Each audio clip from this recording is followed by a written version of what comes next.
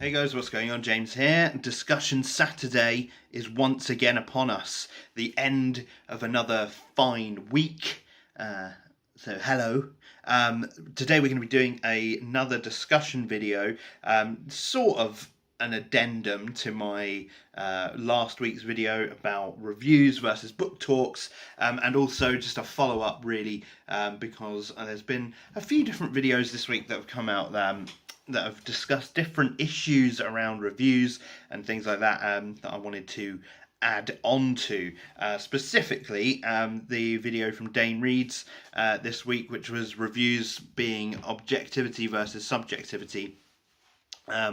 This is a topic that I think has taken many shapes and forms over the booktube sphere. I've certainly had my opinions on it in the past, and I've changed my mind in some ways.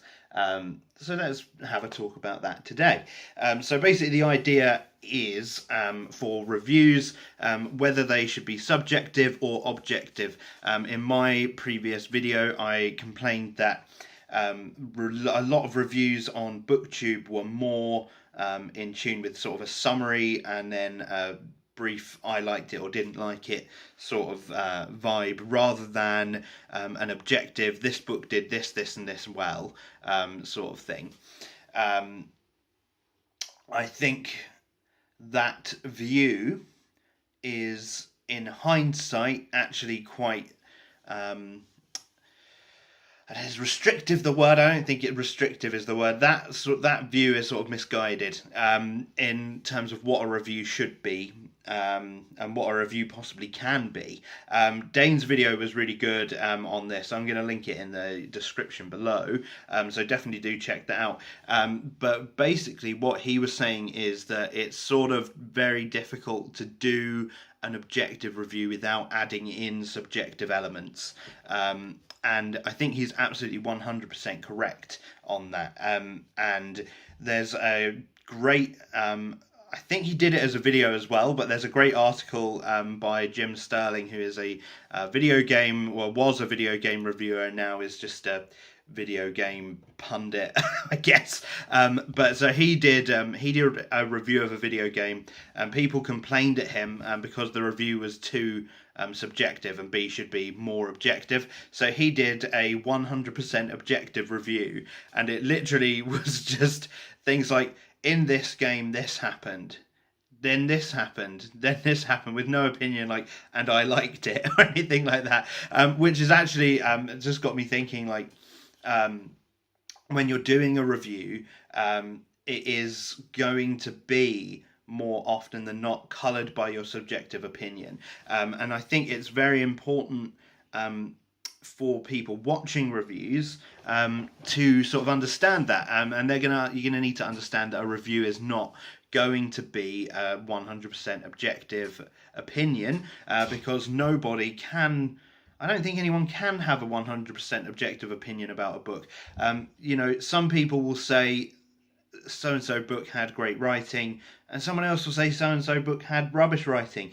You can just describe the book and just say, you know, this book had sentences that are X number of words long, but you can't objectively state your reaction to that, I guess. And this sort of line of thinking was solidified for me this week when I watched Steve Donahue's Last Week in Booktube video, and he mentioned my review of Last Night in Montreal, and he sort of had a chuckle at the fact that I said it was one of my favourite books, or the best book I've ever read.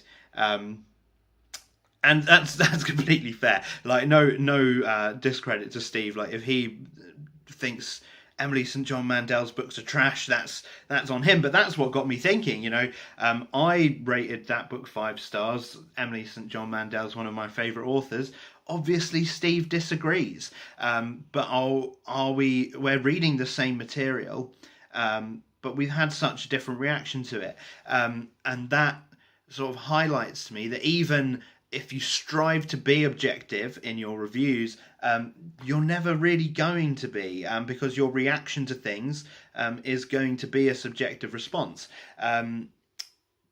So let's just very briefly touch on how I approach reviewing a book. When I do a review, I do use the 5-star system, but I use it in a slightly different way than other people do, I think. Because I think a lot of people use the 5-star review as like an all-encompassing sort of scale of how much they liked the book. So, if I liked it a little bit, I'll rate it 1 star, blah, blah, blah. That's how people use the system normally. I use the system, I assign each category of my review a star.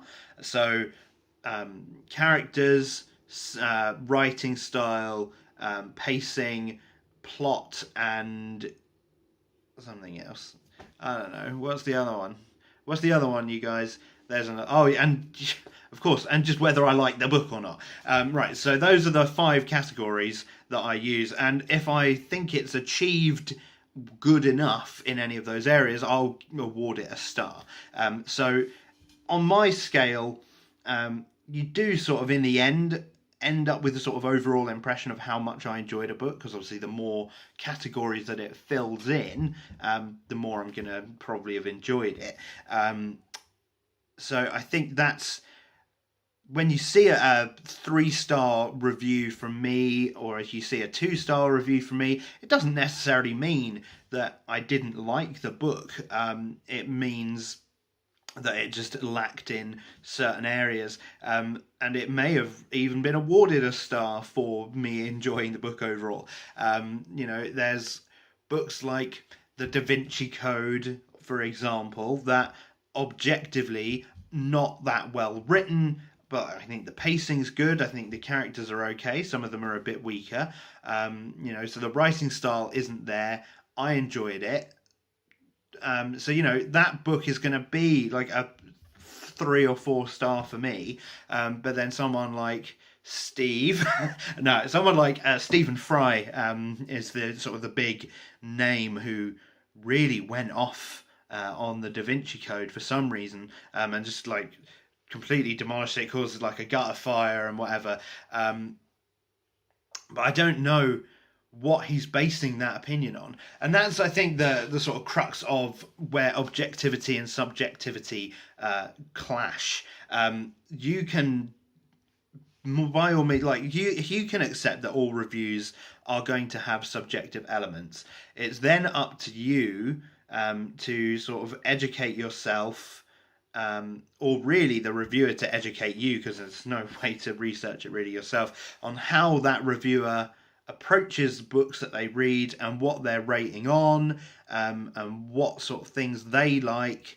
So really it's up to you to know and understand what the subjective opinions of a reviewer lean towards.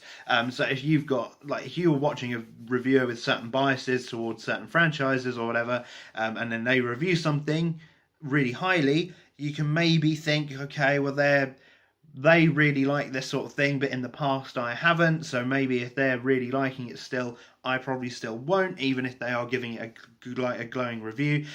So there's some nuance there and some engagement needed on the behalf of the viewer, I think, for when you're watching reviews. I think a lot of people will not tell you really how they rate books, and some people, I get the impression that some people give star ratings for things randomly, but I don't, deep down, I don't believe that that's true. I think everyone has their own sort of criteria for the way they review things, so that in their head, I mean, this is certainly true of me, in my head I'm thinking, well, I'm being objective about this insofar as I approach each book the same way, and I rate them on the same scale, and I will look for the same things and consider the same sorts of things good. But the things that I consider good are going to be subjective to me. There's going to be books like American Gods and Dune, where there's huge sections in the middle of those books that drag down in the middle, and that's a negative for me. That kills the pacing for me and things like that. But the reason I think it drags in those instances is because they're long sections of travel, where not too much story-wise happens, but other people are going to be like, okay, I really like long sections of descriptive travel, and they think it will add a lot to the book. So it's really difficult to base a review 100% objective fact, because in the end you're going to enjoy the same thing for different reasons, or you're going to dislike something someone else liked, or you might, because it's like, you're reading the same work, and if it was an objective thing, everyone would have the same opinion, but they don't. So it's really, I guess, at the end of the final word on reviews is you need to cultivate a group of reviewers and opinions that you trust, that have historically lined up with your own opinions, and you need to then use those sorts of opinions as your benchmark for whether you're going to enjoy a book or not. If you find people that you've regularly disagreed with, their reviews may be entertaining to watch, but maybe not useful for you in terms of an actual review. But I think there is still a nugget of objectivity in there, at least there should be, in where when you're making points about things, you can say there's a long section of travel in the middle that I didn't like, and then that will allow a critically minded watcher to watch a review and go, okay, there's a long section of travel in the middle that he doesn't like, but historically I have liked that sort of thing, so I will like the book. That's sort of the way I watch reviews as well. I will listen to what the person is saying, separately from how they felt about it. If they're saying, the characters were really well developed, they did this, this, and this, or the characters, like, there's a lot of, like, you're reviewing a fantasy and there's a cliche Dark Lord, and I didn't like cliche Dark Lords, and I'm sitting here thinking I love cliche Dark Lords,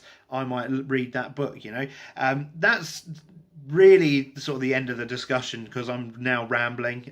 The video's gone on to the point where I'm just babbling to myself. So thank you for watching. If you're expecting review content from me next week, actually you're going to be disappointed, because I haven't finished reading a book this week yet, so there's not actually going to be one. But I have got some other content on the way, so do stay tuned for that, and I will see you next time. Bye.